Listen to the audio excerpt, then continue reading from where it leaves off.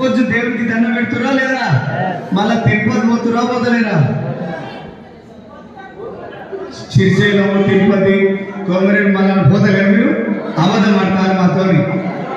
పోతురా పోతలేరా? ఎందుకు పోతురు? మీ ఇళ్ళల్లో దేవుడు ఉంది కదా, మరి దండం పెట్టుకోవచ్చు కదా. మరి ఎందుకు కొమరేలు మల్లన్న కాడికి ఎందుకు పోవాలి? తిరుపతి దగ్గర కాడికి ఎందుకు పోవాలి? శ్రీశైలం మల్లన్న కాడికి ఎందుకు పోవాలి? సపోర్ట్ చేయరు. ఎందుకు పోవాలి? దేవుడు జర దగ్గర కనబడతాడు, ఏందయ్యా అని చెప్పనీకి అవుతుంది. జర 60 రోజులు నెట్టు గుద్దుకోనికి అవుతుంది అని చెప్పి అనుకుంటా. అవునా కదా? మన బాధలు వింటాడు, జర దగ్గర పోతే ఆయన మనల్ని చూస్తాడు అనంటాం. వేసారు. ఇంకొకటి పాజిటివ్ వైబ్రేషన్స్ వస్తాయి, కొత్త కొత్త ఆలోచనలు వస్తాయి. జరంతా మనము ప్రశాంతత అయితే బయటకు వేస్తే. అవునా కదా? మరి ఇంట్లో కామా? కానీ తేడా ఉందా లేదా? ఎస్ఆర్నో? మీ ఇంట్లో దేవుడు అనేది ఈ మీటింగ్ లాంటిది. మీరు కొమరెల్లి పోయారు, తిరుపతి పోయారు, శ్రీశైలం పోయారంటే ఎఫ్ఆర్ఎం మీటింగ్ లాంటిది.